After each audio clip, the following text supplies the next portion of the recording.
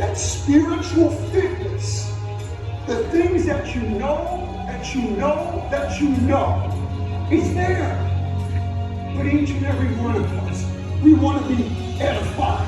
We want to tell everybody and their brother, am I doing the right thing? Should I do this? Should I not?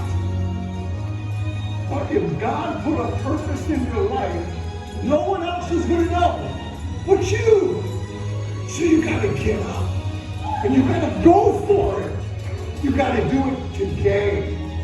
Because everything that you ever wanted, you would have accomplished years ago if you change your mindset. If you get your mind out of the gutter, everything that you've ever wanted will open up and change.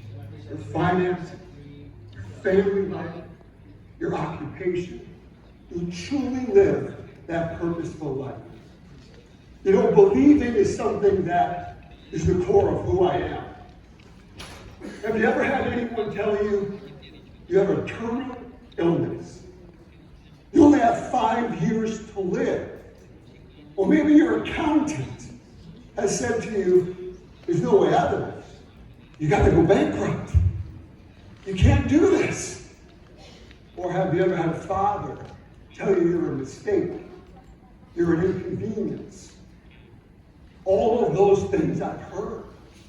I've had a doctor sit with my parents at the end of the bed, like I wasn't there, saying your son has an incurable condition. He probably won't live past 20. Well, I'm going to tell you something. The greatest practitioner isn't a human. And I want each and every one of you to dare to believe again. I want you to believe that you can thrive. I want you to believe that you can have a great marriage. I want you to believe in reconciliation. I want you to believe that you can live the life that you're destined to live.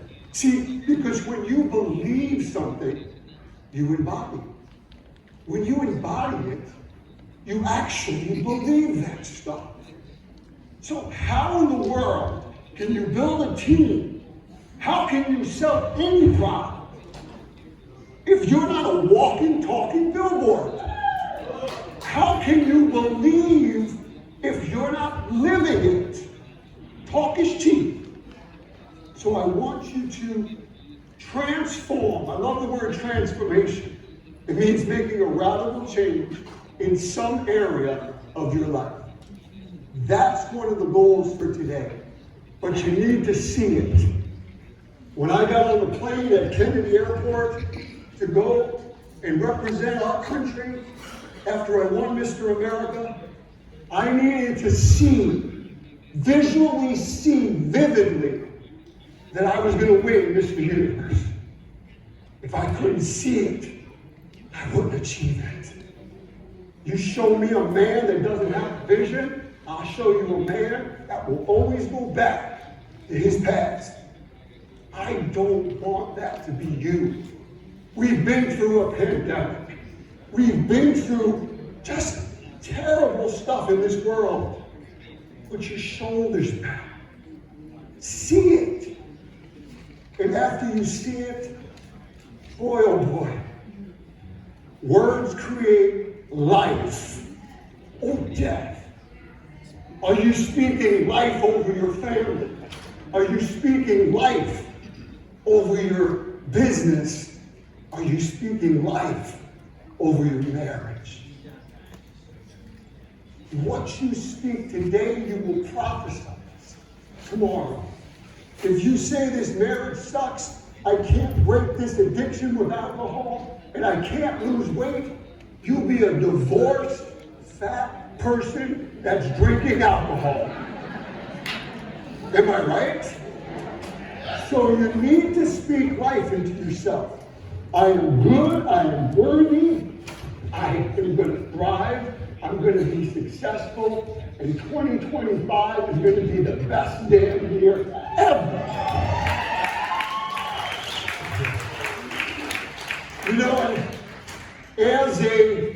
I've owned health clubs throughout the country and physical therapy businesses, and I can can tell you one thing. I've heard every excuse under the sun on why people don't exercise. Peter, it's too cold out. Peter, my engine light is on. Peter, come on. I got 3 kids. I'm a single mom. I can't afford your membership. Peter, it's that time of the month. Peter, it's too hot outside. These are real excuses that people make that sound so ridiculous to me. I hear it over and over and over again. I'll tell you something right now. You don't need to remember my name, but remember this. If you want something bad enough, you'll do whatever it takes to get it. If you don't, you make every excuse under this beautiful sun, and you will fail. You need to be consistent and persistent. What I always say is if you want something bad enough, you truly be consistent. If you want to keep it, you need to be persistent. So when I say about no excuses, it starts and it ends with you. No one's going to work out for you. No one's going to make the phone calls for you. No one's going to journal things for you. And no one's going to feed you. You got to put your big boots on. You got to get off of the sidelines. And you got to get back in the damn game. That's what we're here for. And I think that one of the things that I had to do in my own life is not to give up on my dreams. Life happens. When we're a child, we dream about being a teacher, an astronaut, a rock star. We dream about things that are amazing. Then as we get older, we get jaded, desensitized.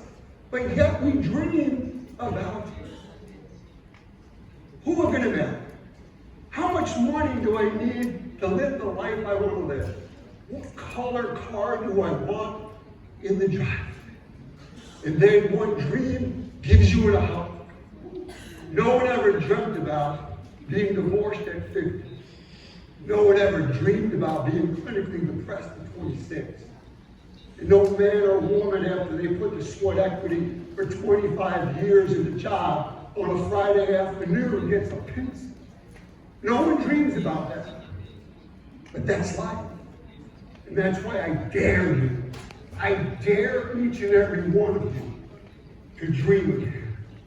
To truly give it one more day. One more chance. One more meeting. One more phone call.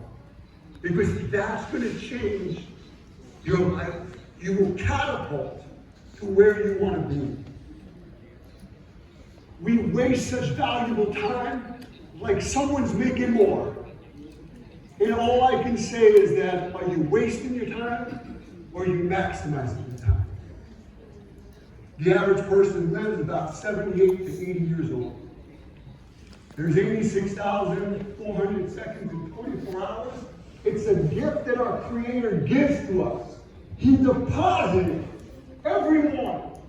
And what you do with it is up to you. Little free will here.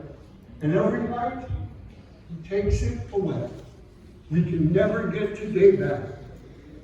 The average person, those 80 years equate to 29,200 days. And if you're 40, that's 14,300 days. Or who's counting? You need to have a wake-up call and maximize your time. We can make more money, more paper, but we cannot make more time. Time is the most valuable commodity you will ever have in your life. And before I leave, I want to just set something up that I hope resonates and stays with you, not for days, not for weeks, not for months, but for years.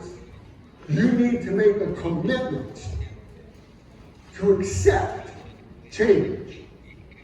Change is inevitable. In my world, if you're not changing, you're not growing. And guess what? If you're not growing, you're dead on arrival. You just don't know it. Change in my own life, the blessings that God has given me 10 years ago, is not particularly what he wants today. But yet we want to stay in our black fuzzy slippers. We say, God, we're good where we are. And then he starts poking at you. And then he corners you. And all he wants is for you to get out of the boat, into the water, and swim to where you're destined to be. Are you willing to do that? Are you willing to accept change? Just maybe, everything you've ever thought, you need to basically restep, reevaluate, so you can be relocated to where you're supposed to be. Maybe this weekend, maybe today is the day that you need to accept change. And with change comes pain. Because with growth, whether it's muscles or brains, there's some pain. Go through it. Because on the other side is everything you've ever wanted. And I just want to leave with this message. Over the last 12 years, I've been honored to be your Vita coach. And now with Zinzino here, I am ecstatic for this to be global.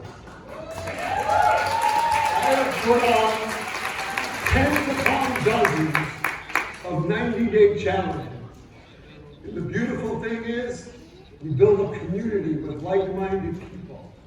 And people then start feeding on each other, helping each other, loving on each other. So we're going to have probably one of our biggest 90-day challenges coming up January 8th. Take a picture of that. And basically you're going to, there's winners every single week in our Facebook community. I'm going to be doing Facebook Lives. And it's something that's exciting. It keeps people plugged into our product.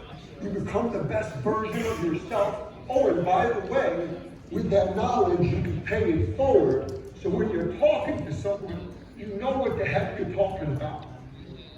I just want to thank our humble leaders. I want to thank Ori and Doug. I want to thank Jay Schaefer, Susie Schaefer. I want to thank the whole team. But most importantly, I want to thank each and every one of you for having the courage that something on the inside provoked you to be here today. My hope, my prayer is that God blesses you with breakthrough after breakthrough, after healing, that you all thrive. God bless each and every one of you.